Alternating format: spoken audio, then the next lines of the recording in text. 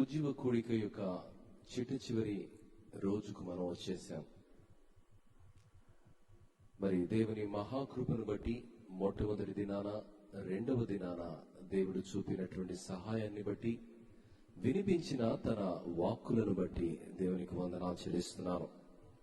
మరి అనేకులు మేము ఆశీర్వదించబడ్డాము అన్న మాట విన్నప్పుడు దేవుని నామాన్ని స్తుతిస్తున్నాను. కారణం, దేవుని మాట మాత్రమే మనిషిని ఆశీర్వదించగలదు. ఆ ఉద్దేశంతో ఏర్పాటు చేయబడినటువంటి కూడికలు అక్షరార్థంగా నెరవేర్చుతున్న దేవునికి మరొకసారి హృదయపూర్వకంగా వందనాలు, స్తుతులు తెలియజేస్తున్నాను. నిన్నటి దినాన విన్నటువంటి వాక్యాన్ని, నిన్న దినాన విననటువంటి వారి ప్రయోజనార్థం ఒక నిమిషంలో నేను సింహావలోకనం చేయడానికి ఆశపడుతున్నాను. 139వ కీర్తనలో భక్తుడు దేవుని గురించి వర్ణిస్తూ, ఆయన తనను సంపూర్ణంగా ఎరిగి ఉన్నాడని, ఆయన కూర్చోవటం లేవటం సంపూర్ణంగా ఆయనకు తెలుసని, ఆయన నిత్యం ఆయనతోనే ఉన్నాడని, ఆయనలోనే ఉన్నాడని ఆయన గ్రహించి, ఆ దేవుడు ఒక మంటి లాంటి మనిషి ఎడల కలిగి ఉన్నటువంటి ఆ అద్భుతమైనటువంటి ప్రణాళిక ఏంటో ఆయన జ్ఞాపకం చేసుకుని, ప్రభువా, ఇంత ప్రేమ కలిగినటువంటి నిన్ను నేను ఆయాసపరిచి, నీకు నచ్చనటువంటి మార్గంలో నేనున్నట్లయితే దయచేసి నన్ను సరిదిద్దుమని చేసినటువంటి ప్రార్థన నిన్నటి దినాన మనం ధ్యానం చేశాం. ప్రియులారా, ఒక విషయం, సాతానుడు నా జీవితాలను వాడు ఏం చేయలేడు. ఎందుకో తెలుసా? సైతానుకు శక్తి లేదు. చిన్నపిల్లలకు మనం మాటలు నేర్పుతాం. ఏమనంటే, యేసు రక్తం జయం, అపవాది క్రియలకు లయం. పిల్లలకు భయమైనప్పుడు, పెద్దలకు భయమైనప్పుడు కూడా చాలా సందర్భాలు యేసు రక్తం జయం, యేసు రక్తం జయం అని చెప్పుకుంటారు. ఎందుకంటే చిన్నప్పటి నుండి మనం నేర్చుకున్నాం యేసు రక్తంలో జయం ఉందని. ప్రియులారా, అది గొప్ప వాస్తవం. అంత మాత్రమే కాకుండా దేవుడు నిన్ను ప్రేమిస్తున్నాడని, ఎప్పుడు కూడా ఆయన నిన్ను అసహించుకోవడని నువ్వు విశ్వాసిగా గ్రహించాలి. అందుకే సంఘానికి ఇవ్వబడినటువంటి అతి ప్రాముఖ్యమైనటువంటి ఆజ్ఞ ఏమిటంటే, నన్ను జ్ఞాపకం చేసుకోండి అని దేవుడు అంటున్నాడు. ఎందుకు జ్ఞాపకం చేసుకోవాలంటే, ఆయన ప్రాణాన్ని పెట్టాడు. ఆయన మన కొరకు అద్భుతమైనటువంటి ఆలోచనలు కలిగి ఉన్నాడని, ఎన్ని పరిస్థితులు ఏర్పడినప్పటికీ మరి సాతానుడు మనల్ని ఏమీ చేయలేడు, ఆయన చిత్తంలో నుండి దొంగిలించడు అన్న వాస్తవాన్ని పదే పదే మనం స్మరణం చేస్తూ ముందుకు వెళ్ళాలి. సాతానుడు ఓడిపోయినటువంటి శక్తి, సాతానుడు అణిపివేయబడినటువంటి శక్తి, సాతానుడు ఏమీ చేయలేనటువంటి వ్యక్తి. ఒక చిన్న ఉదాహరణ, సముద్రపు నీరు చాలా ఘోష చేస్తుంది. ఇంతెత్తుగా అలలు వస్తాయి, కానీ ఏ లాభం? అల్లరి తప్ప ఒక్కడికి దాహానికి సరిపోయే కుక్కెడు మంచినీళ్లను సముద్రం ఇవ్వలేదు. ఎందుకంటే సముద్రం అంతా ఉప్పు నీరే. కానీ ఊర్లో ఉన్నటువంటి ఒక చిన్న మంచినీటి బావి అనేకుల యొక్క తాగునీటి అవసరాలను అది తీరుస్తుంది. ప్రియుడా, నీవు నేను చాలా చిన్నవాళ్ళమే కావచ్చు, బలహీనులమే కావచ్చు, కానీ నీలో ఉన్నటువంటి వాడు, నిన్ను నడిపిస్తున్నటువంటి వాడు, నిన్ను పిలిచినటువంటి వాడు, రక్తము పెట్టి నిన్ను కొన్నటువంటి వాడు నీ ఎడల అద్భుతమైన ప్రణాళికలు కలిగి ఉన్నాడని విశ్వాసిగా పదే పదే నీవు నమ్ముతూ ఆయనను స్తుతిస్తూ ముందుకు వెళ్ళాలి. ఈరోజు నేను మాట్లాడుతున్నటువంటి అంశం 2014-15 సంవత్సరంలో మరి ఎంఏ వందనమన్న గారు నన్ను అడిగారు. వారు ఆ తర్వాత కాలంలో వైస్ చైర్మన్ గా పనిచేసినప్పుడు కూడా మరొకసారి జ్ఞాపకం చేశాడు. 51వ కీర్తన నుండి మీరు మాట్లాడతారా ఎప్పుడైనా మీకు వీలైనప్పుడు? It was an open request. So I took my own time and God has led me to speak in the revival meeting. ఎంత భావగర్భితమైనటువంటి కీర్తన అంటే, ఒక అద్భుతమైనటువంటి కీర్తన, లోతైనటువంటి ఆత్మీయ సత్యంతో ఉన్నటువంటి కీర్తన, మన జీవితాలను ప్రభావితం చేసే కీర్తన, మన జీవితాలలో ఉత్సాహాన్ని నింపే కీర్తన. ప్రియులారా, ఈ కీర్తనను మనం ధ్యానం చేస్తుండగా ఒక్క నిమిషము తల్లు వంచి ప్రార్థన చేసుకుందాం. తలుపు తలుపు రీసౌండ్ వస్తా తలుపు. పరలోకమందున మా మంచి తండ్రి, మీకు వందనాలు స్తుతులు చెల్లిస్తున్నాం. ఈ సాయంకాలం ప్రభా నీ సన్నిధిలో మేము కూర్చుని నీ వాక్యాన్ని మరొకసారి వింటుండగా మా హృదయాలలో నీ గురించినటువంటి సరి అయిన స్పష్టమైన అవగాహనను మీరు మాకు దయచేయండి. ప్రభా, నీవు ఎంత మంచి దేవుడవో మా మనస్సులకు నీవు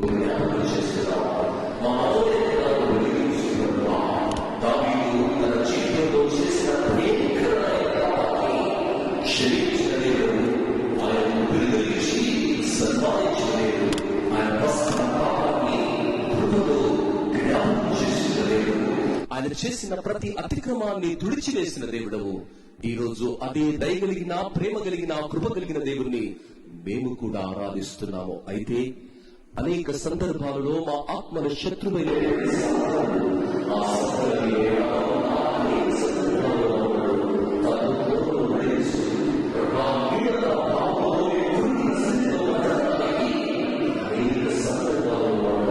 మమ్మల్ని నడిపిస్తుండగా దయచేసి మరొకసారి మా మనోనేత్రాలను వెలిగించి మేము నీతిమంతులమని, మేము పరిశుద్ధులమని, నీ కొరకు బ్రతకడానికి పిలువబడ్డామన్న సత్యాన్ని మనలు చేసుకుంటూ నీ శిలువ చాటులను మరుగుపరిచి నీ మాటలను నీ బిడ్డలకు వినిపించి నీకే మహిమా ఘనత ప్రభావాలను ఆరోపించుకోమని యేసు అతి శ్రేష్ఠ నామములో అడిగి వేడుకుంటున్నాము తండ్రి. ఆమేన్. ప్రియులారా, మరి చక్కని పాట పాడాడు. ఎందుకు నీ మాట వినకపోతేనే, అందుకే అన్నింటా ఓడిపోతేనే. నా జీవితంలో నేను వెలుగుతున్నటువంటి ఒక సంక్షోభంలో నేను నా కొరకు రాసుకున్న పాట, దేవుని మాట వినకపోతే జరిగే నష్టం, దేవుని మాట వినకపోతే జరిగే కష్టమేంటో నా జీవితంలో చదివి చూసినప్పుడు అనుభవంలో నుండి చదువైనటువంటి మాటలవి, దేవుని వాక్యంలో ఉన్నటువంటి అనేక పదాలు నేను అందులో వాడాను. ఈ రోజు ఆ పాటలో నా అభ్యర్థన మేరకు పాడి వినిపించినటువంటి ప్రియులు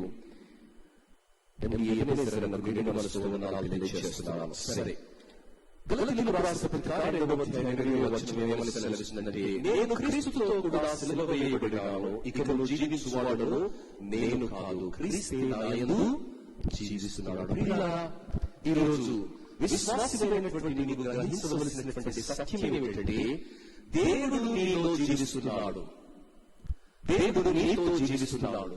కాబట్టి అనేక సందర్భాలలో విశ్వాస యాత్రలో మనం వెళుతున్నప్పుడు పోరాటాలు సహజం. కానీ ఆ పోరాటాలలో, ఆ బలహీనతలలో నిన్ను నడిపించే దేవుడు, నిన్ను అర్థం చేసుకునే దేవుడు, నిన్ను ఆశీర్వదించే దేవుడు, నిన్ను విడిపించి అద్భుతంగా నిన్ను నిలబెట్టే దేవుడు నీతో ఉన్నాడని ఎన్నిసార్లు జ్ఞాపకం చేసుకుంటున్నావు. బైబిల్ గ్రంథంలో మనం చూస్తే 650 ప్రార్థనలున్నాయి. ఆ 650 ప్రార్థనలలో 450 ప్రార్థనలకు జవాబులు కూడా మనం చూస్తున్నాం. దేవుని వాక్యంలో మనం చూస్తే మొట్టమొదటి ప్రార్థన చేసినటువంటి వ్యక్తి ఆదికాండము 4వ అధ్యాయం 26వ వచనంలో ఎనోష్. యేసు ప్రభువు భూలోకంలో ఉన్నప్పుడు ఆయన 25 సందర్భాలలో ప్రార్థన చేసినట్లుగా బైబిల్ గ్రంథంలో లిఖించబడింది. ప్రియులారా, మరి బైబిల్లో ఉన్నటువంటి అతి శ్రేష్టమైనటువంటి 5 ప్రార్థనలు మనం గమనిస్తే, మొట్టమొదటిది ప్రభువు నేర్పిన ప్రార్థన, మత్తయి సువార్త 6వ అధ్యాయం 9 నుండి 13 వచనాలలో. రెండవది ఎబేజు ప్రార్థన, మొదటి దినవృత్తాంతములు 4వ అధ్యాయం 10వ వచనము. మూడవది హన్నా ప్రార్థన, మొదటి సమూయేలు 2వ అధ్యాయం 1 నుండి 10 వచనాల్లో.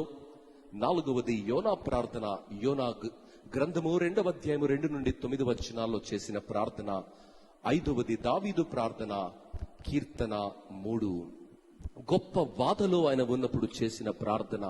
కానీ 51వ కీర్తనలో చేసినటువంటి ఈ ప్రార్థన అనేకుల జీవితాలను మార్చింది, అనేకుల జీవితాలలో ఉత్సాహాన్ని నింపింది, అనేకుల జీవితాలలో అద్భుతమైనటువంటి కార్యాలను చేసింది.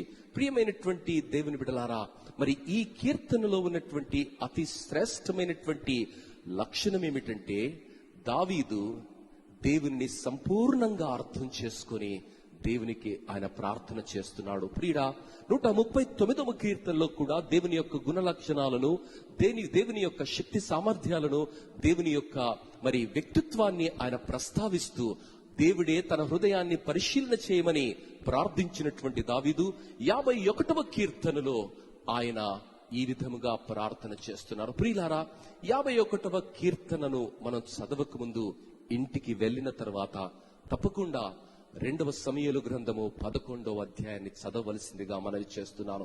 11వ అధ్యాయం అంతా కూడా దావీదు చేసినటువంటి పాపపు పట్టిక అక్కడ మనం చూస్తున్నాము. దావీదు ఏ విధంగా వసంత కాలంలో యుద్ధానికి వెళ్ళవలసినటువంటి ఒక మహారాజు యుద్ధం చెయ్యకుండా ఇంటిపైన నడుస్తూ ఒక ఆడావిడ స్నానం చేస్తుంటే ఆమె దిగంబర శరీరాన్ని చూసి ఆశించినటువంటి వ్యక్తి వెంటనే ఆమె గురించి వకాబు చేసినప్పుడు పలానా వ్యక్తి భార్య అని ఆయనకు తెలిసినప్పటికీ ఆమెను పిలిపించి ఆమెతో వ్యభిచారము చేసి చారత్వములో బ్రతికి ఇంటికి పంపించాడు. ఆ యుద్ధములో ఉన్నటువంటి ఆ యోధుడు దేశం కొరకు యుద్ధములో చేస్తున్నటువంటి వ్యక్తి, దేశం కొరకు తన ప్రజల కొరకు ప్రాణాన్ని పెట్టడానికి కూడా సిద్ధంగా ఉన్నటువంటి ఒరియా ఇంటికి వచ్చినప్పుడు ఆయనను ఇంటికి వెళ్ళమంటే ఇంటికి వెళ్లకుండా, నా తోటి వారందరూ కూడా యుద్ధంలో ప్రాణాలను ఇవ్వడానికి వారు ఉంటే నేను నా భార్య దగ్గరికి వెళ్లి సుఖంగా జీవించడానికి, సంతోషంగా ఉండడానికి ఇది సమయమా అని మనస్సాక్షి కలిగినటువంటి వ్యక్తిగా భార్య దగ్గరికి వెళ్ళలేదు. ఈ రాజుగారు ఆ సత్యాన్ని గ్రహించి ఆయనను పిలిపించి, ఒక రాజు ఒక సైనికునితో కూర్చొని భోజనం చేశాడు, మద్యం తాగాడు, తర్వాత ద్రాక్షారసం తాగాడు. తాగినటువంటి ఆ వ్యక్తి ఇంటికి వెళతాడేమో అనుకున్నాడు, కానీ మత్తులో ఉన్నటువంటి వ్యక్తి కూడా తన బాధ్యతను మరిచిపోలేదు. ప్రియులారా, ఆయన తిరిగి ఆ సేవకుల దగ్గరే పడుకున్నాడు అన్న వర్తమానాన్ని విన్నప్పుడు వీడు ఎలానూ తన భార్య దగ్గరికి వెళ్ళడు, నేను చేసినటువంటి పాపాన్ని కప్పుకునే అవకాశమే లేదు కాబట్టి వీని సంపేస్తే పీడాబోతుంది అని అనుకున్నాడు. వెంటనే సావు కబురును ఆయన చేతుల్లో రాయించి ఆ కాగితాన్ని ఆ సైన్యాధిపతి దగ్గరికి పంపించాడు. సైన్యాధిపతికి ఈ నమ్మకమైన యథార్థమైన ఒక సైనికుణ్ణి చంపడానికి ఎంత హీనమైనటువంటి మాటలు ఆయన మాట్లాడాడో, ఎంత నీచమైనటువంటి స్థితికి ఒక రాజుగా ఆయన దిగజారాడో అక్కడ మనకు ఎంతో స్పష్టంగా బైబిల్ గ్రంథంలో రాయబడింది. యుద్ధము ఎక్కడనైతే మోపుగా ఉన్నదో ఆ మోపుగా ఉన్నటువంటి ప్రాంతములోనికి ఈ నమ్మకమైనటువంటి సైనికుణ్ణి పంపించి ఒంటరి వాణ్ణి చేసి మీరందరూ రండి, అప్పుడు శత్రువుల యొక్క దాటికి ఈ వాడు ప్రాణాన్ని కోల్పోయాడు, నాకు కావలసింది వాని ప్రాణం పోవాలే. ఎంత నరహంతకుడిగా ఆలోచన చేశాడు. దేశకాండములో నిర్గమాకాండంలో రాయబడినటువంటి 10 ఆజ్ఞలలో ఒక ఆజ్ఞ ఏమిటంటే నరహత్య చేయకూడదు. దేవుని ఆజ్ఞలను సంపూర్ణంగా ఎరిగి ఉన్నటువంటి ఈ రాజు, ఆయన ఒక స్పిరిచువల్ లీడర్, ఓ political leader, and also he's the priest to that nation. అంత అద్భుతమైనటువంటి బాధ్యతలు కలిగినటువంటి ఈ వ్యక్తి తాను చేసినటువంటి పాపాన్ని కప్పిపుచ్చుకోవడానికి ఎంత నీచంగా, ఎంత క్రూరంగా ఆలోచన చేస్తున్నాడంటే, ఒక నమ్మకమైనటువంటి వ్యక్తిని, ఒక నిరపరాధిని, నిండు ప్రాణాలను కూడా నిర్దాక్షిణ్యంగా ఆయన చంపడానికి కూడా వెనకడుగు వేయలేదు. ప్రియులారా, ఇంత భయంకరంగా ఆలోచించి ఆయనను చంపిన తర్వాత తిరిగి మరొక లేఖను మరి సైన్యాధిపతి అయినటువంటి యోవాబు పంపించినప్పుడు ఆయన మాట్లాడుతున్నటువంటి మాట ఏమిటంటే, ఖడ్గము ఒకని పైన ఒకసారి, ఒకని పైన మరొకసారి పడుతుంది కాబట్టి ఏం చేయగలము? ఇదంతా ఒక నాటకం. ఈ నాటకాన్ని నడిపించినటువంటి వాడు దావీదే. ప్రియులారా, ఈ దావీదు ఇదంతా చేసిన తర్వాత తన పాపాన్ని కప్పుకోవడానికి ఆయనకు అవకాశం లేదు కాబట్టి వెంటనే ఏ స్త్రీతోనైతే పాపం చేశాడో ఆ స్త్రీని రాజుగా తన ఇంటికి తెప్పించుకొని భార్యను చేసుకున్నాడు. ప్రియులారా, ఇవన్నీ ఏ మనుషుడు కూడా ఆయనను ప్రశ్నించలేరు, ఎందుకంటే రాజు కాబట్టి. కానీ పైన మరొక రాజు ఉన్నాడని, ఆయన సర్వశక్తిమంతుడని ఎప్పుడైతే నీవు నేను గ్రహిస్తామో అద్భుతాలు జరుగుతాయి. ఈ రాజు మరి పొరపాటు చేశాడు, నరహత్య చేశాడు. ఒక అపరాధిని, నిరపరాధిని ఆయన నిర్దాక్షిణ్యంగా చంపివేశాడు. ఆ పరిస్థితిలో మరి నాతాను ఆయన దగ్గరికి వచ్చి మాట్లాడుతున్నటువంటి మాట ఏమిటంటే, నాతాను 12వ అధ్యాయం 7వ వచనంలో, ఆ వ్యక్తివి నీవే. ప్రియులారా, నీవు చేసినటువంటి పాపాన్ని దేవుడు చూశాడు, ఆ వ్యక్తివి నీవే అని నిర్ముఖమాటంగా ఆయన మాట్లాడుతున్నాడు. ప్రియులారా, ఆ సందర్భంలో ఎవరైనా ఉంటే ఎంతో బుకాయించుకునే పనులు చేస్తారండి. అప్పుడు సీసీటీవీలు లేవు, సెల్ ఫోన్లు లేవు, డేటాలు తీయడానికి టెక్నాలజీ లేదు. కానీ ఏది చేసినా నడుస్తుంది. కానీ రాజుగా ఆయన వారిని ధిక్కరించలేదు. ఎప్పుడైతే ఆ వ్యక్తివి నీవే అని చెప్పబడిందో ఆయన తగ్గించుకొని ఈ ప్రార్థన చేస్తున్నాడు. ప్రియమైనటువంటి దేవుని బిడ్డలారా, ఒక వ్యక్తి ద్వారా పొరపాట్లు సహజంగానే జరుగుతాయి. దావీదు మహారాజు గురించి మనం అనుకుంటుంటే, అరే దావీదు మహారాజు ఎందుకు అలా చేసి ఉంటాడండి, స్నానం చేసే అమ్మాయిని ఎందుకు చూశాడండి, అది తప్పు కదా అని మనము చాలా నీతిమంతుల్లా మాట్లాడతాం. కానీ మనందరితో కూడా పొరపాట్లు జరుగుతాయి. దేవుని వాక్యం ఏమని సెలవిస్తుందంటే, రోమిలకు రాసిన పత్రిక 3వ అధ్యాయం 23వ వచనం, ఏ భేదమును లేదు, అందరూ పాపము చేసి దేవుడు అనుగ్రహించు మహిమను పొందలేకపోతున్నారు. ఆ సత్యము దేవునికి తెలుసు. సమాజము కొన్ని విషయాలను అంగీకరించకపోవచ్చు, దేవుడు కూడా అంగీకరించడు. కానీ నీవు నేను రూపించబడినటువంటి పరిస్థితి, నీవు నేను ఉన్నటువంటి పరిస్థితి, నీలో నాలో ఉన్నటువంటి బలహీనతలను ఎరిగినటువంటి దేవుడు మనకు కావలసినటువంటి అవకాశాలను కలిగించి మన హృదయాలను మార్చుకొని మార్పు చెందిన బిడ్డలుగా దేవుని మార్గంలో నడవడానికి అవసరమైనటువంటి అవకాశాలను ఆయన కల్పిస్తాడు. అందుకనే ఆయనను కృపగలిగిన దేవుడు అని అభివర్ణిస్తాము. ప్రియులారా, first of all you need to understand the difference between mercy and grace. What is mercy? కనికరం అంటే ఏమిటిది? The act of with holding deserved punishment.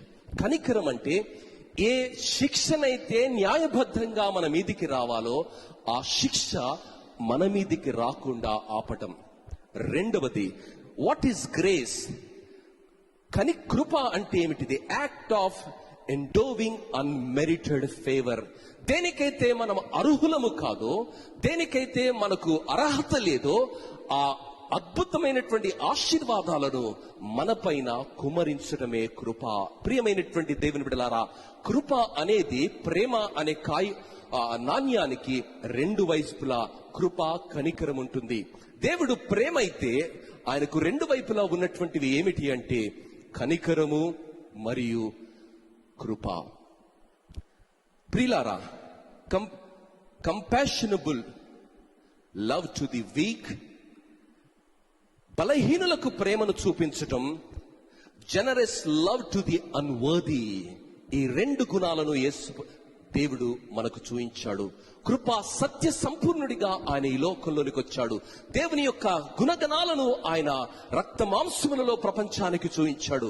దేవుని యొక్క లక్షణం ఏమిటంటే ఆయన కంపాషనేట్ గాడ్, కృపా కనికరము కలిగినటువంటి దేవుడు అని మనలాంటి నీచులకు, తుచ్చులకు, అర్హత లేనటువంటి మన పైన ఆయన ఫర్గివబుల్ పీపుల్ అయినటువంటి మన పైన అపారమైనటువంటి కనికరాన్ని ఆయన చూయిస్తున్నాడు. ప్రియులారా, మర్సీ, కనికరం క్షమాపణ మార్గంలో మనల్ని నడిపిస్తే, కృప దేవునితో మనల్ని సమాధానపరుస్తుంది. ఎంత గొప్ప సులక్షణం ఇది! పౌలు జీవితంలో ఒక భయంకరమైన నరహంతుడిగా ఉన్నాడు. ఆ భయంకరమైనటువంటి నరహంతుకుని పైన దేవుడు కనికరాన్ని, కృపను చూపించి ఒక గొప్ప నాయకునిగా దేవుడు ఆయనను మార్చాడు. ప్రియులారా, రాహాబు అనే వేశ్యను దేవుడు కరుణించాడు. రాహాబు అనే వేశ్య ఎడల దేవుడు కృప, కనికరాలను చూయించాడు. పేతురు ఒక బలహీనమైనటువంటి వ్యక్తి, ఆవేశపరుడు, అధికమైనటువంటి కోపాన్ని కలిగినటువంటి వ్యక్తి. ఆ వ్యక్తిని దేవుడు కరుణించాడు, ఆయన ఎడల కృపను చూయించాడు. కాబట్టి ఆయన వర్తమానంలో ఎంత శక్తిని దేవుడు నింపాడంటే వేల మంది రక్షణ మార్గంలోనికి నడిపించబడ్డాడు. మగ్దలేని మరియా ఎంత నీచమైనటువంటి స్థితిలో ఉన్నదో ఎరిగినటువంటి దేవుడు ఆమెను కరుణించి ఆమె ఎడల కృపను చూయించి ఆయన పునరుత్థానుడైనటువంటి దేహాన్ని ఆ స్త్రీకి ఆయన చూయించాడు. ప్రియులారా, ఈ రోజు నీ జీవితంలో, నా జీవితంలో మన బలహీనత ఏమిటో, మన గతం ఏమిటో దేవునికి తెలుసండి. నీ బలహీనత ఏమిటో, నీ గతం ఏమిటో నీకంటే ఎక్కువగా దేవునికి తెలుసు. అయితే దేవుని దగ్గరికి మనం వచ్చేటప్పుడు, దేవుని సన్నిధిలో మనము ప్రార్థన చేసేటప్పుడు, ప్రియమైనటువంటి దేవుని బిడ్డ, నీవు నేను ఆయన సులక్షణాన్ని జ్ఞాపకం చేసుకొని ఆయనను మనం ప్రార్థన చేయాలి. అదే దావీదు మహారాజు ఇక్కడ చేస్తున్నాడు. 51వ కీర్తనలో దావీదు మహారాజు మొట్టమొదటి వచనంలో ఆయన దేవుని యొక్క వ్యక్తిత్వాన్ని, దేవుని యొక్క సులక్షణాన్ని ఆయన జ్ఞాపకం చేస్తున్నాడు. మొట్టమొదటి వచనము 50వ కీర్తన మొదటి వచనము, కృప చొప్పున దేవా నీ కృప చొప్పున నన్ను కరుణించుము, నీ వాత్సల్య బాహుల్యము చొప్పున నా అతిక్రమములను తుడిచివేయము. ప్రియులారా, ఈరోజు వాత్సల్యము కలిగినటువంటి దేవుడు, కృప కలిగినటువంటి దేవుడు, కరుణించే దేవుడు. ఎందుకు కరుణిస్తాడండి అంటే మనము నిర్మించబడిన రీతి ఆయన ఎరిగి ఉన్నాడు. ప్రియులారా, మనం మట్టి వాళ్ళమని ఆయనకు తెలుసు. మనలో పోరాటములు ఉన్నదని ఆయనకు తెలుసు. మనము లోకానికి చనిపోయామని, క్రీస్తు కొరకు తిరిగి లేచామని ఆయనకు తెలుసు. తెలిసినటువంటి దేవుడు ఈ లోక యాత్రలో మనం వెళుతున్నప్పుడు అనేక సందర్భాలలో సాతానుడు మనల్ని ఉరిలలో, ఉచ్చులలో నింపుతాడని, ఆ ఉరులలో, ఉచ్చులలో నీవు దేవుని యొక్క కృప కలిగినటువంటి వ్యక్తిత్వాన్ని మరిచిపోయి, దేవుడు నన్ను ప్రేమించటం లేదు, దేవుడు నన్ను కనికరించటం లేదు, దేవుడు నన్ను లెక్క చేయటం లేదని ఎన్నో సందర్భాలలో సాతానుడు చెప్పే అబద్ధాలను మనం నమ్ముతున్నాము. ప్రియులారా, దేవుడు నిన్ను ప్రేమిస్తున్నాడు. దేవుడు నీ ప్రతి పాపాన్ని నీవు ఒప్పుకున్నప్పుడు క్షమించడానికి ఆయన సిద్ధంగా ఉన్నాడు. కానీ చాలా సందర్భాలలో సాతాను చేసే గొప్ప పొరపాటు ఏంటంటే, ఆ పొరపాటును మనం నమ్ముతున్నాం. ఆ పొరపాటు ఏంటంటే దేవుడు నిన్ను ప్రేమించటం లేదు. దేవునికి నువ్వంటే కోపం. ఆయన ఉగ్ర రూపాన్ని చూపిస్తాడు, ఆయన రౌద్రాన్ని చూపిస్తాడు, ఆయన ఉగ్రతను నీ మీద కుమ్మరిస్తాడు, నీ కుటుంబం పైన కుమ్మరిస్తాడు, నీ బిడ్డల పైన కుమ్మరిస్తాడు. ప్రియులారా, చిన్నగున్నప్పుడు నేను అనుకునేవాణ్ణి, దేవునికి ఏం న్యాయం లేదా? తల్లిదండ్రులు చేసే పాపము, తాతలు ముత్తాతలు చేసే పాపము ఎందుకండి మన ఒడిలో వేస్తాడు ఆయన? మా తాత ఎవడో తెలియదు నాకు, మా ముత్తాత ఎవడో తెలియదు నాకు, ఆయన ఏదో పాపం చేస్తే నా ఒడిలో ఎందుకు ఆయన వేయడం? ఇదెక్కడ న్యాయం అండి అని అనుకునేవాడిని చిన్నవానిగా. నాకే అంత లాజిక్ ఉంటే, నాకే అంత న్యాయంగా ఆలోచించే స్తోమత ఉంటే, సామర్థ్యం ఉంటే దేవుని మాట ఏంటండి? దేవుడు అన్యాయస్తుడు కాదు. నీ పాపాన్ని నీ పైన కూడా మోపడానికి ఆయన ఇష్టపడట్లేదు. ఆయన కుమారుడైనటువంటి యేసును ఈ లోకంలోనికి పంపించాడు.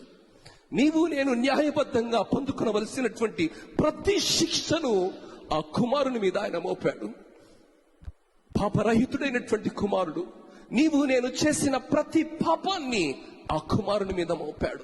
నిన్ను నన్ను పరిశుద్ధునిగా పిలుస్తున్నాడు. నిన్ను నన్ను నీతిమంతునిగా ఉచితంగా ఆయన తీర్చాడండి. మన క్రియలను బట్టి కాదు, మన గొప్పతనాన్ని బట్టి కాదు, మన యొక్క యోగ్యతను బట్టి కానీ మనం నీతిమంతులుగా తీర్చబడలేదు. ప్రియులారా, ఆ రోజు దావీదు చేసినటువంటి ప్రార్థనను దేవుడు ఎందుకు ఇంత బహిరంగంగా రాయించాడంటే, అంతకన్నా ఘోరమైన స్థితిలో ఉన్నవానినైనా నేను క్షమించడానికి సిద్ధంగా ఉన్నాను. అయితే నేను ఎవరో, నా ప్రేమ ఏమిటో అర్థం కావాలి. దేవుని చెప్పే మాట ఏమిటంటే, God equals to love, love equals to God. దేవుడు ప్రేమ అయి ఉన్నాడు. దేవుడు లోకాన్ని ప్రేమించాడు. లోకంలో ఏముందండి? లోకములో ఉన్నదంతా నేత్రాశ, జీవపుడంబము, శరీరాశలు, ఇవన్నీ లోకములో ఉన్నాయండి.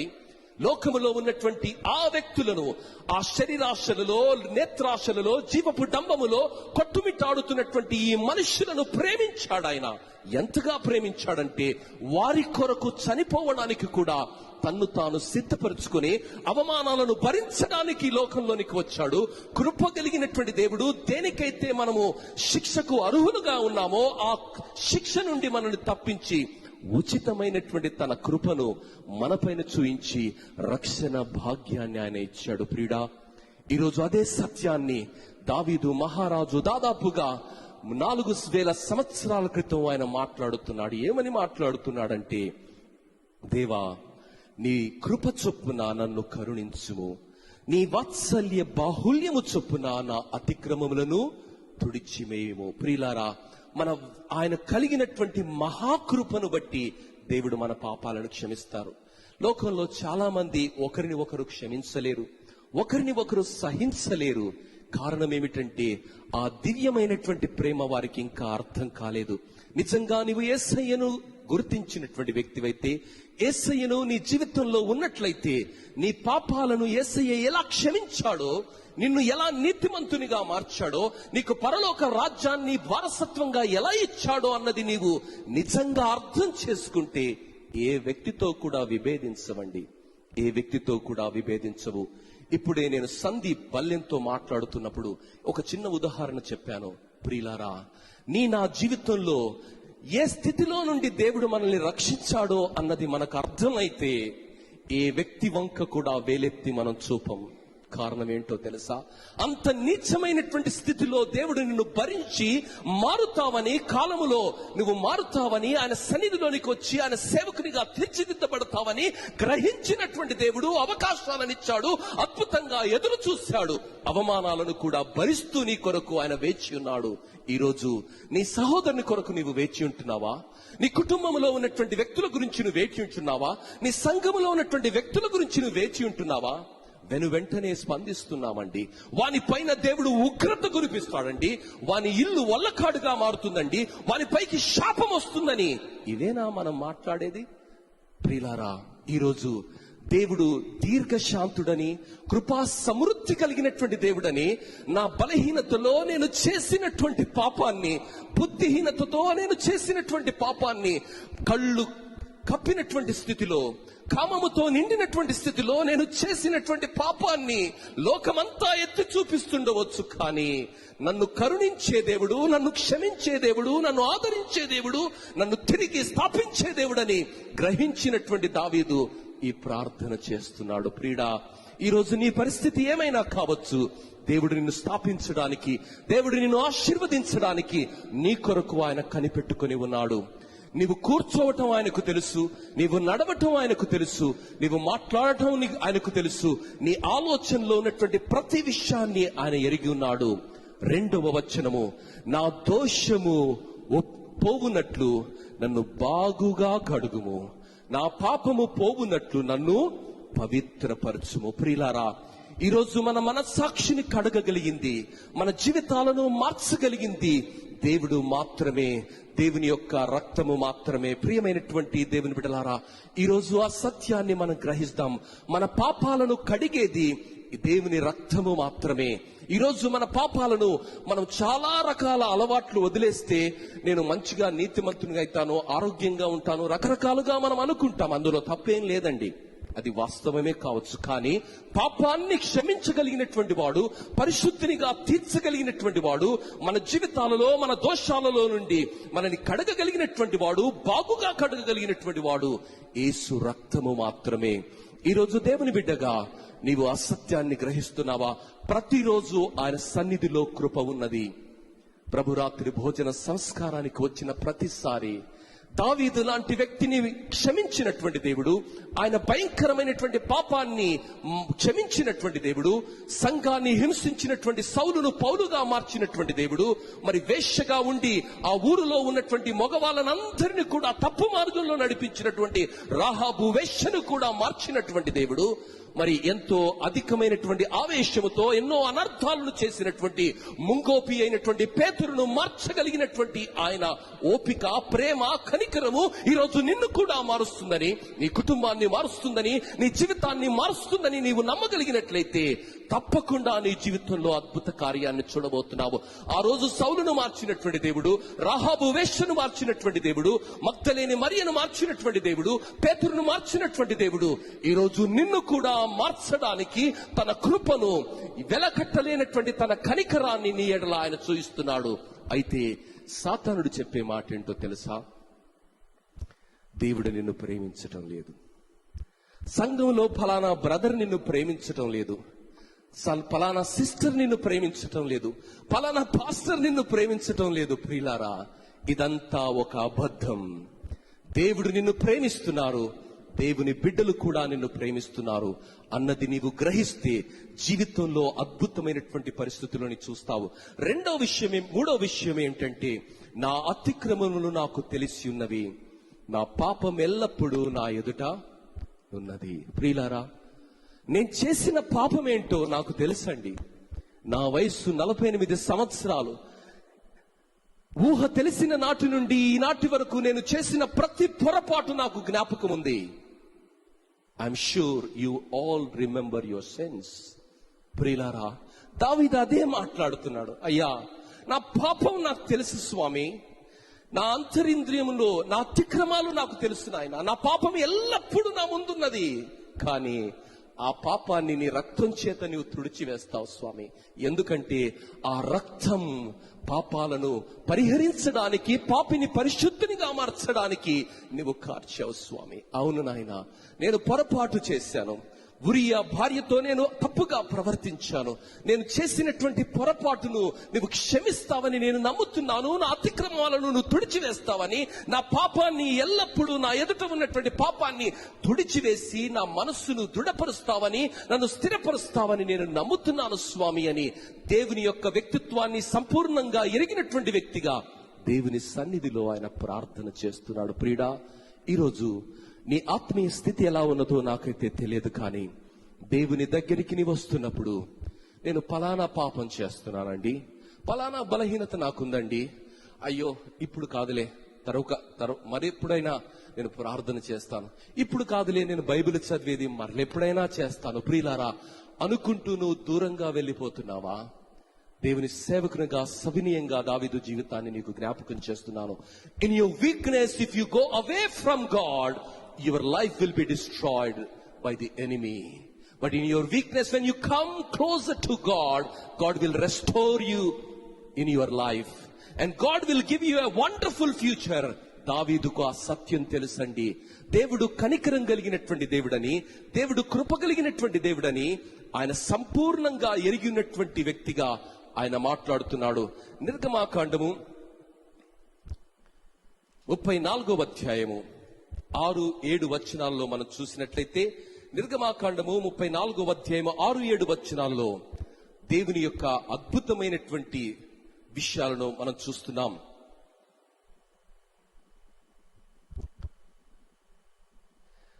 అతని ఎదుట యెహోవా అతన్ని దాటి వెలుచుండగా, యెహోవా కనికరము, దయా, దీర్ఘశాంతము, విస్తారమైన కృపా సత్యములు గల దేవా, దేవుడైన యెహోవా, విస్తారమైన కృపా సత్యములు గల దేవుడైన యెహోవా, ఆయన 1000 మందికి కృప చూపుచు దోషమును, అపరాధమును, పాపమును క్షమించును గాని ఆయన ఏమాత్రము దోషులను నిర్దోషులుగా ఎంచక.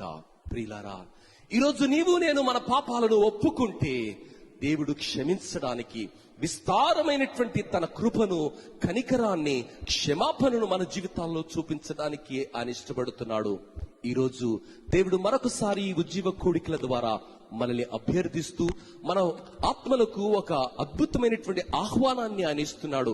ఆ ఆహ్వానం ఏమిటంటే, నీ అతిక్రమాలను, నీ పాపాలను క్షమించడానికి నేను సిద్ధంగా ఉన్నాను.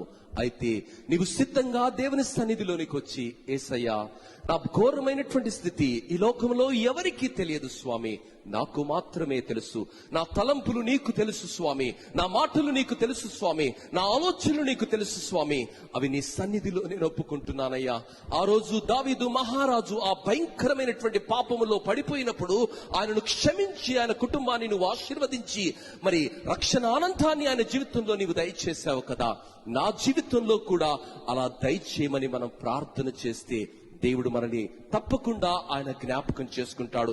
4వ వచనం 51వ కీర్తనలో చూసినట్లయితే, నీకు కేవలము నీకే విరోధముగా నేను పాపము చేసి ఉన్నాను, నీ దృష్టి ఎదుట నేను చెడుతనము చేసి ఉన్నాను, కావున ఆజ్ఞ ఇచ్చినప్పుడు నీవు నీతిమంతుడుగా అగుపడుదువు, తీర్పు తీర్చినప్పుడు నీవు నిర్మలుడవుగా అగుపడుదువు. ప్రియులారా, కొంతమంది అవివేకంగా మాట్లాడుతుంటారు. ఏమంటే, దేవునితో నేను ఆర్గ్యుమెంట్ చేస్తానండి, దేవునితో నేను వాదిస్తానండి. దేవునితో వాదించగలిగేంత సీను నీకుందా? దేవునితో నువ్వు ఆర్గ్యూ చేయగలిగినటువంటి పరిస్థితి అనేది? ఏం మాట్లాడుతున్నావండి? ఏం మాట్లాడుతున్నావు? యాకోబు జీవితాన్ని ఉదాహరణగా తీసుకోకు. యాకోబు తన జీవితంలో ఎంత పశ్చాత్తాపపడిండో కూడా ముందుగా నువ్వు గ్రహించాలి. ప్రియులారా, యాకోబు ఎందుకు దేవదూతతో పెనుగులాడాడంటే, అయ్యా, నీవు నన్ను ఆశీర్వదించకపోతే నేను ఆశీర్వదించబడను స్వామి. ఈ డబ్బును నమ్ముకున్నాను, ఈ గొర్రెలను నమ్ముకున్నాను, ఈ గొడ్లను నమ్ముకున్నాను, ఈ ఒంటెలను మేకలను నేను నమ్ముకున్నాను, కానీ అవి కాదయ్యా నిజమైన ఆశీర్వాదము. నీవు ఆశీర్వదిస్తేనే నేను ఆశీర్వదించబడతాను. నేను మోసగానని గుర్తించి దేవుని సన్నిధిలో ఆయన పశ్చాత్తాపడుతూ, కనికరం కలిగిన దేవుడు, విస్తారమైనటువంటి కృప కలిగినటువంటి దేవుడు, పాపాలను పరిహరించే దేవుడు, మోసమైన తన జీవితాన్ని క్షమించగలిగినటువంటి దేవుడు, ఆయన తప్ప మరొకడు లేడని గ్రహించి రాత్రంతా ఆయన కాళ్ళు పట్టుకొని పెనుగులాడుతున్నాడండి. ఒక దేవదూత ఒక్కరోజు 1,72,000 మందిని చంపినటువంటి దేవదూత మరి ఆ రోజు ఆ ఒక్క వ్యక్తిలో నుండి వెళ్ళిపోలేదా? ఆలోచించాలి. కారణం ఏమిటంటే దేవుడు ఆయనను దీవించడానికి ఇష్టపడుతున్నాడు. కారణం ఏమిటంటే ఆ రాత్రంతా దేవుడు యాకోబును పరిశీలన చేశాడు. రాత్రంతా యాకోబు దేవుని సన్నిధిలో పెనుగులాడుతున్నాడు, అయ్యా నీవు నన్ను ఆశీర్వదించు స్వామి, నీవు ఆశీర్వదించే వరకు నేను నిన్ను విడిచిపెట్టను. ప్రియుడా, ఈరోజు ఆశీర్వాద పండుగలకు నిన్ను వెళ్ళటం కాదు, కానీ ఈ సంఘములో బేతేలులో దేవుడు నిన్ను ఆశీర్వదించడానికి ఆయన ఇష్టపడుతున్నాడు. బేతేలులో నిన్ను దీవించడానికి ఆయన ఇష్టపడుతున్నాడు. అయితే ఆయన సన్నిధిలో నీవు ప్రార్థన చేసి, అవును ప్రభా, నా స్థితి నీవు సంపూర్ణంగా ఎరిగి ఉన్నావు, ఈ రోజు నీ సన్నిధిలో నీ కృపా బాహుళ్యమును బట్టి నీవు నా అతిక్రమములను తుడిచివేసి నా పాపాలను పరిహరించి నన్ను ఆశీర్వదించు ప్రభా. కారణమేమిటో తెలుసా? నీకు కేవలము నీకే విరోధముగా నేను పాపము చేశాను, నీ దృష్టి ఎదుట నేను చెడుతనము చేసినాను. ఆజ్ఞ ఇచ్చినప్పుడు నీవు నీతిమంతుడుగా, తీర్పు తీర్చినప్పుడు నీవు నిర్మలుడుగా ఉంటావు స్వామి, నన్ను క్షమించు. ప్రియులారా, ఎప్పుడైతే నా పెదవుల నుండి ఈ మాటలు వస్తాయో దేవుడు మన జీవితంలో కృపను కుమ్మరిస్తాడు. దావీదు జీవితంలో ఇంత మహాకృపను దేవుడు కుమ్మరించడానికి కారణం ఏమిటంటే దావీదు ఉన్నటువంటి పరిస్థితులు అదే అండి. Our emotions reveal the turbulence broiling in our hearts. మన హృదయంలో ఉన్నటువంటి పోరాటము మన ప్రార్థనకు సంకేతం. ప్రియులారా, ఈరోజు మన హృదయంలో ఎన్నో రకాల పోరాటాల గుండా మనం వెళుతున్నాం, కానీ ఆ పోరాటాలలో యేసయ్య దగ్గరికి వస్తున్నామా? ఆ కనికరం కలిగిన దేవుని దగ్గరికి వస్తున్నామా? ఆ దేవుని సన్నిధిలో ప్రార్థన చేస్తున్నామా? ఆ సత్యాన్ని గ్రహించినటువంటి దావీదు ఆయన చేసినటువంటి పాపాన్ని, దేవునికి వ్యతిరేకంగా చేసినటువంటి పాపాన్ని దేవుడు మాత్రమే క్షమించగలడని ఎరిగినటువంటి దావీదు దేవుని సన్నిధిలోనికి వెళ్లి ఆయన ఏమని ప్రార్థన చేస్తున్నాడంటే, నీకు విరోధంగా నేను పాపం చేశాను, నన్ను క్షమించు ప్రభువా. ఎందుకంటే నా తల్లి పాపములోనే నా తల్లి నన్ను గర్భము ధరించెను. అంటే దావీదమ్మ ఇక్కడ పాపం చేసి ఆయన కనలేదండి. దాని అర్థం ఏంటి? దాని అర్థం రోమిలకు రాసిన పత్రిక 5వ అధ్యాయము 12వ వచనాన్ని మనం గమనిస్తే ఈ మాట అక్కడ మనం చూస్తున్నాము. రోమిలకు రాసిన పత్రిక 5వ అధ్యాయము 12వ వచనం. ఇట్లుండగా ఒక మనుష్యుని ద్వారా పాపము ద్వారా మరణమును లోకములో ఎలాగూ ప్రవేశించెనో అలాగుననే మనుషులందరూ పాపము చేసినందున మరణము అందరికీ సంప్రాప్తించెను. ప్రియులారా, పాపము మొట్టమొదటి మానవుడైనటువంటి ఆదాము చేసిన కారణాన్ని బట్టి మానవ సమాజంలోనికి అది వచ్చింది. చాలా మంది అడిగే ప్రశ్న ఏమిటంటే, చిన్న పిల్లలు ఏం పాపం చేయరు కదా, వాళ్ళు చనిపోతే పరలోకానికి వెళ్తారా? చిన్న పిల్లలు పాపం చేసినందుకు పాపులు కాలేదండి, పాపికి పుట్టినందుకు వాళ్ళు పాపులయ్యారు. ఇది వాస్తవం. ఆదాముకు పుట్టిన ప్రతి ఒక్కడు పాపి. కారణం ఏమిటంటే ఆదాము వలన లోకంలోనికి పాపం వచ్చింది. నువ్వు పాపం చేసినందుకు నువ్వు పాపివి కాదు, అది సెకండరీ. కానీ పాపివి కాబట్టి నువ్వు పాపం చేస్తావు, అది అందులో ఉన్నటువంటి లోగుట్టు. ప్రియమైనటువంటి దేవుని బిడ్డలారా, మరి కొన్ని నమ్మకాల్లో మనం చూస్తే జన్మ పాపం అంటారు. వాట్ ఈస్ జన్మ పాపం అంటే, నీ జన్మలోనే ఉన్నటువంటి పాపం ఏమిటంటే ఆదాము చేసినటువంటి పాపాన్ని మనము ఈ శరీరంలో అనుభవిస్తున్నాము. నా తల్లి నన్ను గర్భము ధరించును. నీవు అంతరంగములో సత్యమును కోరుచున్నావు, ఆంతర్యములో సత్యము కోరుచున్నావు. ప్రియులారా, దేవుడు మన హృదయంలో అంతరేంద్రియాలలో సత్యాన్ని కోరుతున్నారు. ఎందుకంటే దేవుడిని నీవు ఒప్పించితే, దేవుడు నీ ద్వారా, నీ కార్యాల ద్వారా దేవుడు సంతోషిస్తే, నీ ప్రగతిని ఆపడం ఎవ్వడి తరం కాదండి. నీ ప్రగతిని ఆపడం ఎవ్వడి తరం కాదు. ఊరంతా నీతో ఉన్న యేసయ్య లేకపోతే నువ్వు సున్నానే. పాటలైతే మస్తు పాడతాం, సండే స్కూల్ పాటలు, కానీ నిజంగా అందులో ఉన్నటువంటి అర్థం అవుతుందా? ఆంతర్యంలో సత్యాన్ని కోరుతున్నాడు. ప్రియులారా, when you speak truth you need not really worry. నా చిన్నతనంలో ఒక అన్న నాకు చెప్పేవాడు ఏమంటే, when you speak truth that is the easiest way to live life. ఎందుకంటే అబద్ధం చెప్పేవాడు ఒకరికి ఒక మాట చెప్తాడు, ఇంకోనికి ఒక మాట చెప్తాడు, ఇంకోనికి ఇంకో మాట చెప్తాడు, ఇంకో మాట. అందరు కలిసి వచ్చింది అనుకో, వాడు టోటల్ కన్ఫ్యూజ్ అయిపోతాడు. ఎవరికి ఏం చెప్పినో వాడే కన్ఫ్యూజన్ అయిపోతాడు. కానీ సత్యం చెప్పినోడు అనుకో, 100 మంది కాదురా పోయి 1000 మంది వచ్చినా చెప్పింది ఒకటే మాట కదా. 1+1 ఎంత అంటే 2.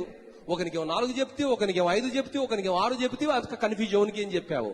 ప్రియులారా, ఈరోజు దేవుడు మనకు క్యారెక్టర్ నేర్పుతాడు, మనకు క్యాలిబర్ ఇస్తాడు. సత్యంగా బ్రతకడానికి, యథార్థంగా బ్రతకడానికి అంతరంగములో నుండి ఆయన మార్పును తీసుకుని వస్తాడు. అదే దావీదు మహారాజు గ్రహించి ఆయన ప్రార్థనలో, దేవుని సన్నిధిలో ఆయన ప్రార్థన చేస్తున్నాడు. ప్రియమైన దేవుని బిడ్డ, 7వ వచనంలో చూసినట్లయితే, నేను పవిత్రుని అగునట్లు హిస్సోపుతో నా పాపమును పరిహరించుము. ప్రియులారా, హిస్సోపు, లేవి కాండము ఇంటికి వెళ్ళిన తర్వాత చదవండి, 14వ అధ్యాయము. నేను చెప్పే మాటలని ఇంటికి వెళ్ళిన తర్వాత చదవండి. చెప్పాడు కదా, ఇంకా అయిపోయిందిగా, మొత్తం తెలుసు నాకు అనుకోకండి.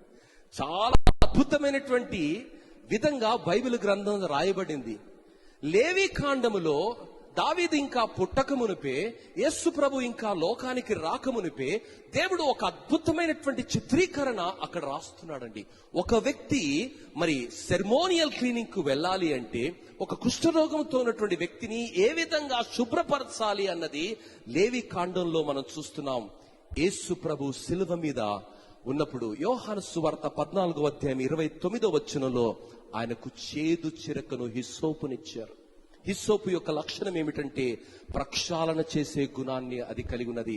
మార్కు సువార్త 15వ అధ్యాయం 23వ వచనము, నిర్గమాకాండము 12, 22, సంఖ్యాకాండము 19, 18లో కూడా ఈ సత్యాన్ని మనం గ్రహిస్తున్నాము. ప్రియులారా, మరి దేవుడు ఆ దావీదు మహారాజు గ్రహించినటువంటి సంగతి ఏమిటంటే, నా పాపము ఒక కుష్టు వ్యాధి కన్నా భయంకరమైనటువంటిది. ఆ పాపాన్ని యేసు రక్తము మాత్రమే అది శుద్ధీకరణ చేయగలదని నమ్మి ఆయన విశ్వాసముతో మాటలు పలుకుతున్నాడు. పాత నిబంధనలో ఉన్నటువంటి విశ్వాసులందరూ కూడా రక్షకుని కొరకు ఎదురు చూస్తూ వారు మరణించారు. ఆ రక్షకుని యొక్క త్యాగాన్ని నమ్ముతూ విశ్వాసము గలవారై వారు మరణించారు. ప్రియులారా, ఈరోజు నీవు నేను కృపాకాలములో ఉన్నాము. ఈ కృపాకాలములో దేవుడు మన ప్రతి పాపాన్ని క్షమించి పరిహరించి మనల్ని పరిశుద్ధులుగా చేయడానికి ఆయన ఇష్టపడుతున్నాడు. ప్రియులారా, హిస్సోపు హిమము కంటే నేను తెల్లగా నుండినట్లు నీవు నన్ను కడుగుము. ఈరోజు నా జీవితం ఏదైనా కావచ్చు, కానీ దేవుడు మన జీవితాలను ఎలా మారుస్తాడో ఆయన మాట్లాడుతున్నాడు. యెషయా గ్రంథము 1వ అధ్యాయము 18వ వచనం, దేవుడు ఇక్కడ ఒక ఆహ్వానాన్ని ఇస్తున్నాడు. యెహోవా ఈ మాట సెలవిచ్చుచున్నాడు, రండి మన వివాదము తీర్చుకుందాము. మీ పాపములు, మన వివాదం తీర్చుకోవడం అంటే ఏంటి? మీ పాపములు రక్తము వలె ఎర్రవైనను అవి హిమము వలె తెల్లబడును. కెంపు కంటే ఎర్రవైనను అవి గొర్రె బొత్సు వలె తెల్లవగును. మీరు సమ్మతించి నా మాట వినిన ఎడల మీరు భూమి యొక్క మంచి పదార్థములను అనుభవించెదరు. ఎంత మంచి ఆహ్వానం అండి. చాలా సందర్భాలలో దేవుని మాట మనం వినకుండా చాలా దగ్గరికి మనం వెళ్ళిపోతామండి. దేవుడు ఏమంటున్నాడంటే, come let us reason together, let us speak why you have done that sin. ఆ బలహీనతలో నువ్వు ఎందుకుంటున్నావయ్యా, నాతో చెప్పు, నేను నీకు మార్గాన్ని బోధిస్తా, వివేచన నీకు ఇస్తా, ఆ బలహీనతలో నుండి నిన్ను విడిపిస్తాను. చాలా మంది వచ్చి చెప్పే మాట ఏంటంటే, అన్నా నేను ఆ బలహీనతలో ఉన్నాను, ప్రోనోగ్రఫీ నేను చూస్తున్నాను. I'm not talking about small children, I'm talking about 60+ people. ప్రియులారా, పాపం అనేది వయసుతో నిమిత్తం లేదండి. ఎవరినైనా ఎక్కడనైనా సంధిస్తుంది. 12 సంవత్సరాల వ్యక్తులు కూడా పొర్నోగ్రఫీకి బానిసలుగా ఉన్నారు. 80 సంవత్సరాల వ్యక్తులు కూడా పొర్నోగ్రఫీకి బానిసలుగా ఉన్నారు. ఈ రోజు నీ బలహీనతలన్నీ ఎరిగినటువంటి దేవుడు నీకు పిలుస్తూ ఆయన ఆహ్వానాన్ని ఇస్తున్నాడు. ఏమనంటే, come let us reason together and work out a plan of wonderful escape from that situation. ప్రియులారా, డాక్టర్ దగ్గరికి వెళితే మనకున్నటువంటి సిచ్యువేషన్ బట్టి ఆయన వర్కౌట్ చేస్తాడు. నిన్న ఫంక్షన్ అయిన తర్వాత వందన మనతో మాట్లాడుతుంటే బీపీ సిచ్యువేషన్ మాట్లాడాం. బీపీ వస్తే మీకు అర్థమవుతుంది, కొంతమందికి ఇంకా రాలేదు.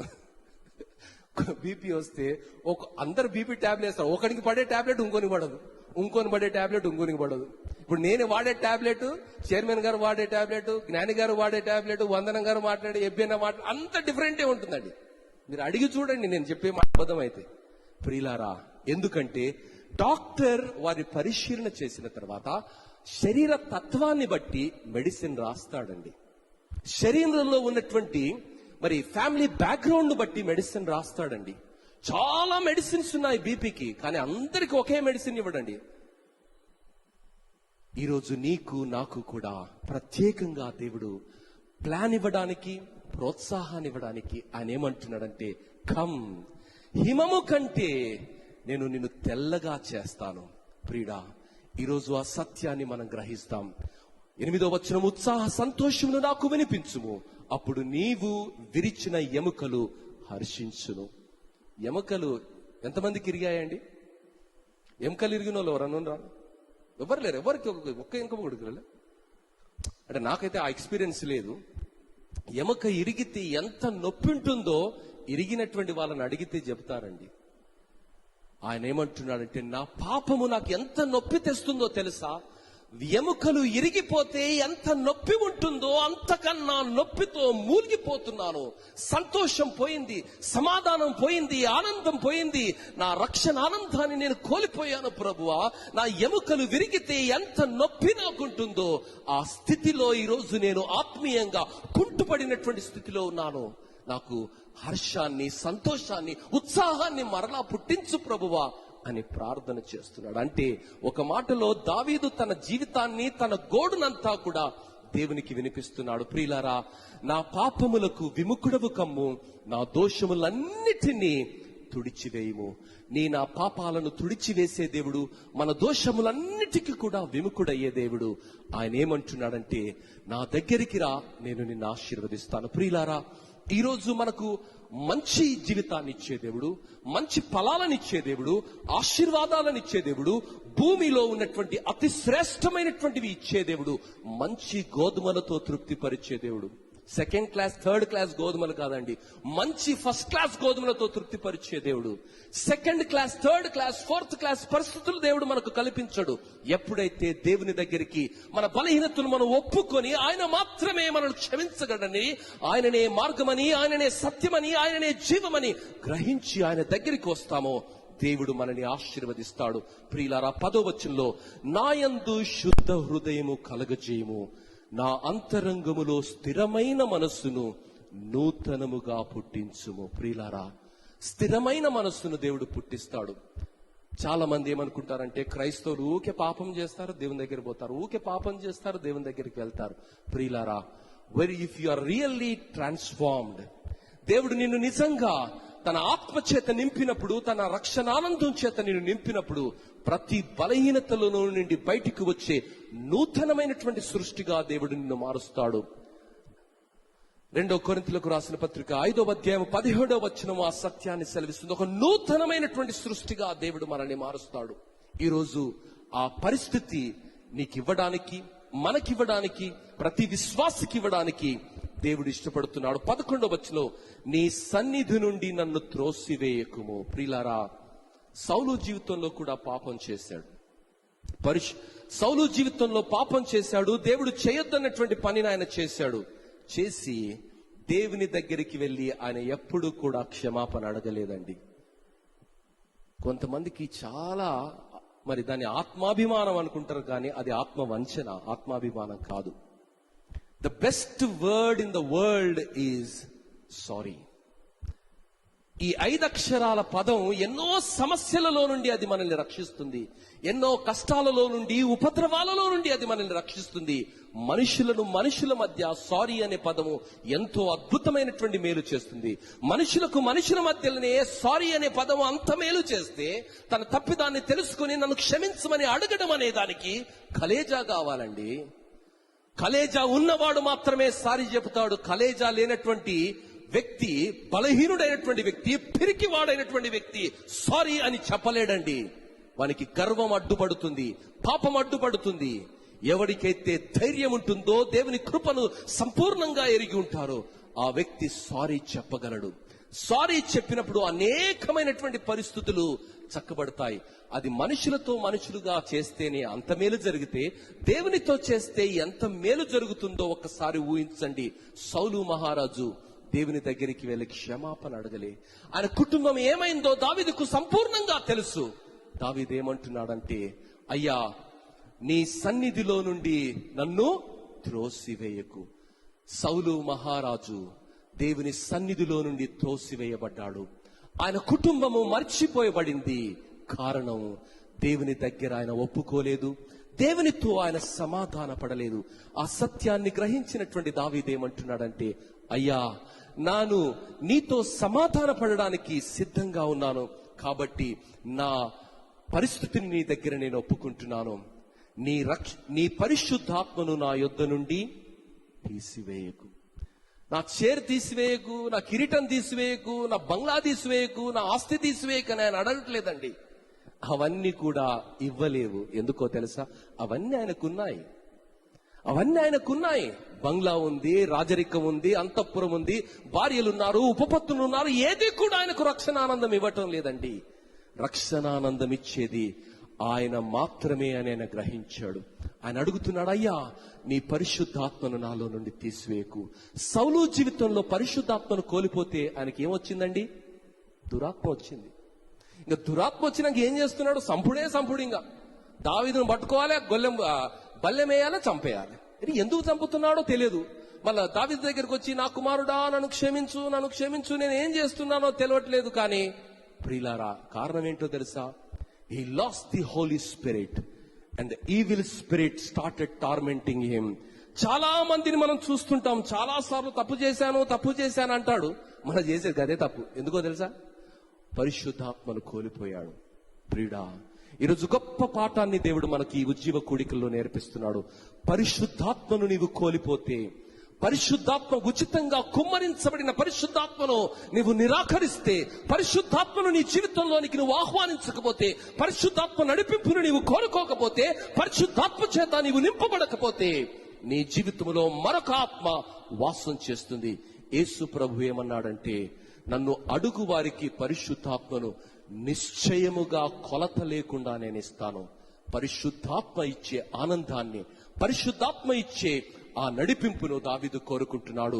నీ రక్షణ ఆనందము నాకు మరలా పుట్టించుము, సమ్మతి గల మనస్సు కలుగచేసి నన్ను దృఢపరచుము. అప్పుడు అతిక్రమము చేయి వారికి నీ త్రోవలను బోధించదను, పాపులను నీ తట్టు తిరుగుదురు. అంటే ప్రభువా, నేనే ఒక సాక్షిగా మారుతాను, నేనే ఒక అప్రూవల్ గా మారుతాను స్వామి. నీ కొరకు నీ యొక్క సేవకునిగా నేను మారుతాను స్వామి. ఒకప్పుడు నేను భయంకరమైనటువంటి వ్యక్తిగా ఉన్నాను, కానీ సమ్మతి గల మనస్సును నీవు నాకు ఇస్తే, రక్షణానందాన్ని నేను ఏదైతే కోల్పోయానో పాపాన్ని బట్టి, ఏదైతే నా బుద్ధిహీనతను బట్టి నేను కోల్పోయానో, ఏదైతే నా జీవితంలో నేను చేసిన పొరపాటును బట్టి నేను కోల్పోయానో, తిరిగి మరలా నీవు నాకు దయచేసినట్లయితే, సమ్మతి కలిగిన మనస్సును నీవు నాకు కలగచేసి నన్ను దృఢపరిచినట్లయితే, అప్పుడు నేనేం చేస్తాను? ఇంట్లో కూర్చొని బిర్యానీ తిని పండుకుంటానని చెప్పట్లేదండి. అప్పుడు నేనేం చేస్తానంటే, అతిక్రమము చేసే వారికి నీ త్రోవలను బోధిస్తాను. అతిక్రమం చేసే వాళ్ళ దగ్గర పోయి, నాశనం అవుతావురా, నీకు బుద్ధి ఉందారా, నీకు సిగ్గుందారా, నీకు ఇదైతావురా, అదైతావా అని చెప్పనండి. ఏం చెప్తా? నీ త్రోవలను వాళ్ళకి బోధిస్తానండి. నీ త్రోవను బోధిస్తానయ్యా.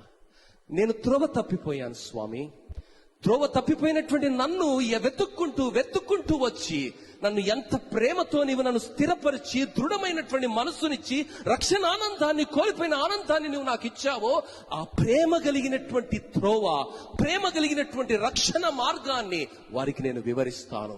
నేను నీ సాక్షిగా బ్రతుకుతాను. ప్రియుడా, ఈరోజు ఆ దేవుడు మరొకసారి ప్రేమతో నన్ను ఆహ్వానిస్తున్నాడు. నీ ఎడల, నా ఎడల అద్భుతమైనటువంటి ప్రణాళికను కలిగినటువంటి దేవుడు మన జీవితాలను కట్టడానికి, మన జీవితాలలో అద్భుతమైనటువంటి స్థితిని కలగచేయడానికి ఆయన ఇష్టంగా ఉన్నాడు. మరి ఆ రోజు దావీదు జీవితంలో ఆయన చేసినటువంటి పొరపాట్లను గ్రహించినటువంటి దావీదు దేవుని సన్నిధిలోనికి వెళ్లి ఆయన చేసినటువంటి ప్రార్థనను అంగీకరించినటువంటి దేవుడు రక్షణానందాన్ని ఇచ్చాడు. తిరిగి పోలిపోయినటువంటి రక్షణానందాన్ని దేవుడిచ్చాడు. ఏ సమాధానాన్ని అయితే కోల్పోయాడో, ఏ ఆనందాన్ని అయితే కోల్పోయాడో, ఏ స్థితిలో నుంచి అయితే పడిపోయాడో ఆ స్థితిలో తిరిగి దేవుడు పునర్ప్రతిష్ఠించాడు. ఏ చెడ్డ పనినైతే చేశాడో, ఏ అవమానకరమైనటువంటి పనినైతే చేశాడో ఆ పనిని చేసినటువంటి వ్యక్తిని మనమైతే ఏమంటామంటే చాలా పేర్లు పెట్టి మనం పిలుస్తాం కదా. దేవుడు ఏమంటున్నాడో తెలుసా? God is giving him a title, నా హృదయానుసారుడు. నా హృదయంలో నాకు ఏమి ఇష్టమో అది ఆయన చేశాడు. నాకు ఏ ప్రార్థన ఇష్టమో ఆ ప్రార్థన ఆయన చేశాడండి. నేను ఏదైతే కోరుకుంటున్నానో అదే ఆయన చేశాడు. అందుకే ఆయనను హృదయానుసారుడు అన్నాను. మొట్టమొదటి రోజు సేవకుడు చెప్పినటువంటి మాట,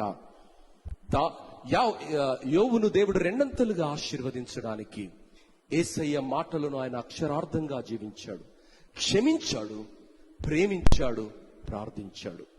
ఈరోజు చాలా సందర్భాల్లో క్షమించలేకపోతున్నాం, ప్రేమించలేకపోతున్నాం, పగతో రగిలిపోతున్నామండి.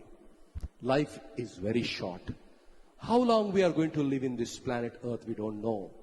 ప్రియుడా, ఈరోజు ఆశీర్వదించాలంటే దేవుని యొక్క అనంతమైనటువంటి ఆలోచనలు మన ఎడల, మన కుటుంబం ఎడల, మన పిల్లల ఎడల నెరవేర్చబడాలంటే దేవుని ఆత్మ మన హృదయాన్ని పరిశీలించడానికి అనుమతించాలి. రెండవదిగా, దేవుని ఆత్మ ఏ తప్పిదాలనైతే మనకు చూపిస్తుందో బేషరతుగా ఒప్పుకోవడానికి మనం సిద్ధంగా ఉండాలి. నాతాను ప్రవక్త దావీదు దగ్గరికి వచ్చి మొదటి సమూయేలు గ్రంథం 12వ అధ్యాయము 7వ వచనంలో ముందు 6 వచనాలలో ఆయన వివరణ ఇస్తాడు. ఇచ్చిన తర్వాత ఎవడా దుర్మార్గుడని ఈయన లేచి ఒంటికాల మీద లేచి నిలబడ్డాడు. అప్పుడు నాతాను ప్రవక్త ఏమంటున్నంటే, నీవే ఆ దుర్మార్గునివి. ప్రియులారా, వెంటనే ఆయన సింహాసనంలో నుండి దిగి బట్టలు చింపుకొని ఆయన విలపిస్తున్నాడు, స్వామి నన్ను క్షమించయ్యా.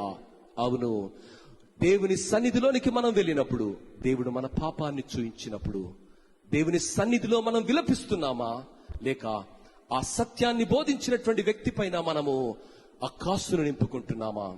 నాతానును దావీదు మహారాజు నిందించలేదు. అవును, ఆ పాపం చేసింది నేనే, ఆ భయంకరమైన హీన స్థితిలోనికి దిగజారింది నేనే, నన్ను క్షమించమని దేవుని సన్నిధిలోనికి వెళ్లి ఆయన ప్రార్థిస్తున్నాడు. రక్షణానందాన్ని నాకు దయచే ప్రభా, సమ్మతి కలిగిన మనస్సు చేత నన్ను దృఢపరచు ప్రభా, నా జీవితాన్ని అద్భుతకరమైనటువంటి రీతిలో తిరిగి నీవు నడిపించు ప్రభువా అని దేవుని సన్నిధిలో ఆయన ప్రార్థన చేస్తున్నాడు. ప్రియుడా, ఈరోజు దేవుడు మనందరితో మాట్లాడిన సత్యం ఏమిటంటే, నా ప్రతి పరిస్థితిని, ఆలోచనలు, నడవడాన్ని, కూర్చోవడానికి, నిలబడడాన్ని ప్రతిదీ ఎరిగినటువంటి దేవుడు. తల్లి గర్భములో మనం రూపింపబడక మునిపే మన స్థితిగతులను ఎరిగినటువంటి దేవుడు ఏమంటున్నాడంటే, నీవు నా ఆత్మ చూపించే విషయాలకు సమ్మతించి ఒప్పుకుంటే నేను స్థిరపరుస్తాను, నేను నిన్ను ఆశీర్వదిస్తాను, నీ కుటుంబాన్ని దీవిస్తాను. ఎవరిని కూడా దేవుడు ద్వేషించడండి. ఇది మీ మనస్సులో జ్ఞాపకం ఉంచుకోవాలి. Never ever condemn others, because God is not condemning you. When you come and confess your sin, God will forgive your sin. Men will not forgive. Men may not be able to forgive that. But God is a God of compassion and mercy and amazing grace, abounding in grace. దేవుడు కృప చేత, కనికరం చేత నింపబడినటువంటి వాడండి. క్రైస్తవులుగా ఆ ప్రేమకు, ఆ కృపకు, ఆ కనికరానికి ప్రతినిధులుగా పిలువబడ్డాం. అనేకులు ఈ లోకంలో చనిపోతున్నారు. ఎందుకో తెలుసా? ఈ లోకంలో నన్ను ఎవరు అర్థం చేసుకోవటం లేదు. ఈ బలహీనతలో నేను బయటికి రాలేకపోతున్నాను. ఈ డ్రగ్ అడిక్షన్ నుంచి బయటికి రాలేకపోతున్నాను, ఈ పొర్నోగ్రఫీ నుంచి బయటికి రాలేకపోతున్నాను, ఈ లంచగొండి తన నుంచి బయటికి రాలేకపోతున్నాను, ఈ వ్యసనం నుండి బయటికి రాలేకపోతున్నాను, ఈ భయంకరమైనటువంటి జూదం నుండి బయటికి రాలేకపోతున్నాను, నా జీవితం ఇంతకన్నా హీన స్థితికి పోతుందేమో అన్నటువంటి భయము చేత ఆ నీతి మార్గాన్ని అనేకులు బోధించని కారణాన్ని బట్టి దేవుడు వారిని ప్రేమించటం లేదు అన్నటువంటి అబద్ధాన్ని వారు నమ్మి ప్రేమ కలిగినటువంటి దేవుని దగ్గరికి రావడానికి బదులుగా ఆత్మహత్యలు చేసుకునేవారు అధికంగా మారిపోయినారు. ప్రియుడా, ఈరోజు నీకు నాకు ఉజ్జీవ కోడికలు సంఘంకి దేవుడు ఎందుకు ఇచ్చాడంటే, ఏ ప్రేమతో నిన్ను నన్ను క్షమించాడు, ఏ ప్రేమతో నిన్ను నన్ను కరుణించాడో అదే ప్రేమ చేత ఇతరులను కూడా ప్రేమించి కరుణించి రక్షించి ఆయన మార్గంలోనికి నడపడానికి, ఆయన ప్రేమను ప్రకటించడానికి, రక్షణానందాన్ని పంచుకోవడానికి దేవుడు మనల్ని ఉజ్జీవింప చేస్తున్నాడు. మరి ఆ కృప దేవుడు మనకు దయచేయునుగాక. తల్లు ఉంచినట్లయితే ప్రార్థన చేసుకుందాము. ప్రియుడా, నీ పాపములు ఎర్రనివైనా హిమము కంటే తెల్లగా మారుస్తానని, కెంపు కన్నా ఎర్రనివైనా తెల్లగా మారుస్తానని, గొర్రె బొచ్చు అంత తెల్లగా మారుస్తానని దేవుడు ఆహ్వానిస్తున్నాడు. రండి, మన వివాదాలు మనం తీర్చుకుందాం. నీ పరిస్థితి ఏంటో నాకు వివరించు. ఈరోజు నీ పరిస్థితి ఏంటో నీకంటే ఎక్కువగా దేవునికి తెలుసు. అందుకే దేవుడు పిలుస్తున్నాడు. తమ్ముడు, చెల్లి, అక్క, అన్న, అమ్మ, నీ బలహీనత ఏంటో నీకు తెలియకపోవచ్చు. ఈరోజు నీవు ఏ బలహీనతలో ఉన్నావు? అబద్ధాలను నమ్మే బలహీనతలో ఉన్నావా? తప్పుడు సిద్ధాంతాలను నమ్మే బలహీనతలో నీవున్నావా? తప్పుడు రిలేషన్షిప్ లో నీవున్నావా? దేవుని వాక్యం ఏమని సెలవిస్తుందంటే, నీ బలహీనతలో నిన్ను బలపరచడానికి, నిన్ను విడిపించడానికి, నిన్ను ఆశీర్వదించడానికి, నీ కుటుంబంలో వెలుగును నింపడానికి, ఆనందను నింపడానికి, విరిగిన బొక్కలన్నిటిలో తిరిగి రక్షణ ఆనందాన్ని, ఉత్సాహాన్ని ఇవ్వడానికి నేను సిద్ధంగా ఉన్నాను. నీవు సిద్ధంగా ఉన్నావా? దేవుని సన్నిధిలో దేవుని వాక్యము నీతో మాట్లాడుతుండగా నాతాను పలికిన మాటలకు దావీదు స్పందించాడు. దావీదు విరిగిన హృదయముతో, నలిగిన మనస్సుతో దేవుని సన్నిధిలో ఆయన కృపను జ్ఞాపకం చేసుకున్నాడు. ఈరోజు నువ్వు, అవును ప్రభా, ఇంతకాలం నీకు దూరంగా వెళ్ళిపోయాను, ఈ బలహీనతలో నుండి బయటికి రావడానికి ఎన్నో విషయాలు చేశాను, కానీ నాకు ఇంకా రక్షణ ఆనందం లేదు, సంతోషం లేదు, సంపత్తి కలిగినటువంటి దృఢమైన మనస్సు నాకు లేదు స్వామి.